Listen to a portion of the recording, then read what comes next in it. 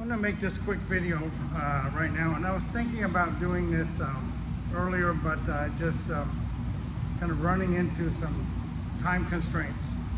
I have just a few minutes before my student shows up, so we're talking about this the other day.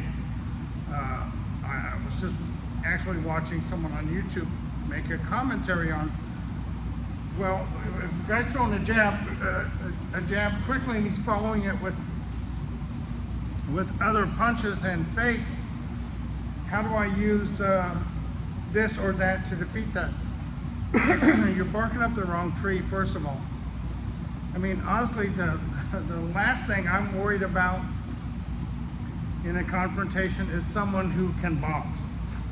I'm not worried about a boxer. I'm not worried about a kickboxer. I really, that person's gonna give me time to formulate a plan to defeat their tactics and strategy. What I'm more concerned about is a person who makes a sneak attack, who gets me from the side or from the rear flank or from behind. However, straight on, you know, that fast jab, yeah, you need to be able to slip and move your head, and your feet really need to be the primary defense for that kind of attack, and anything else would be inserted to defeat the person, not the jab. And I've had people come to my school, this school, who were really good boxers and tell me, hey, you can't stop my jab. I did this and this and this, and I've done these things, and you can't do it. And very simply, you know, I just took them out. I mean, really, the person's on the ground screaming because I cheated, okay? And so, you know, this idea that if a guy's throwing boxing punches, that you have to defend those punches with some kind of Tong Sao, Bong Sao, Fook Sao, Job Sao, Sat Sao, Pak Sao, whatever that is, that's your mistake. Is you do not have to address his attack unless it's going to land on your nose.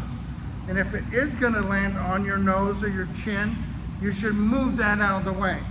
A simple slip or lean or foot motion will take care of that jab, because it's not a deep thrust, it's not a deep lunging attack. Therefore, it's on the surface and meant to set up other attacks. Doesn't mean someone can't knock you out with a jab. They can, particularly if you get caught stepping into it, right? But the point is, you're thinking about what hands you're going to use, whatever that is, hubad, a job sao, a gunti. That really is more dependent on how you move your body and your feet, not what you do with your hands. If I'm doing it correctly, I should be able to insert any hand technique in that will defeat the person, not the jab. That's kind of the point. If I want to just defeat the jab, maybe a good sagung, a good hammer fist, or inside or outside sagung, or, you know, something that latches on and destroys the person's balance.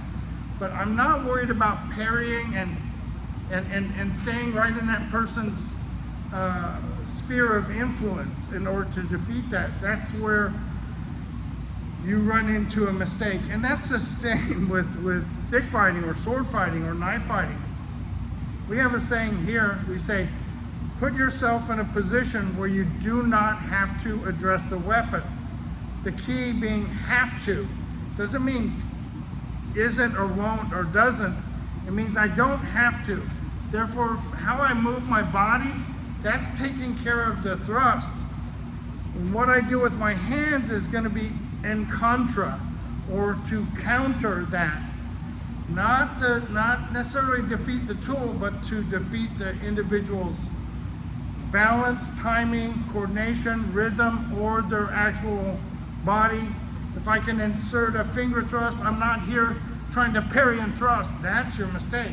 I'll be moving and then thrust you because you made a mistake.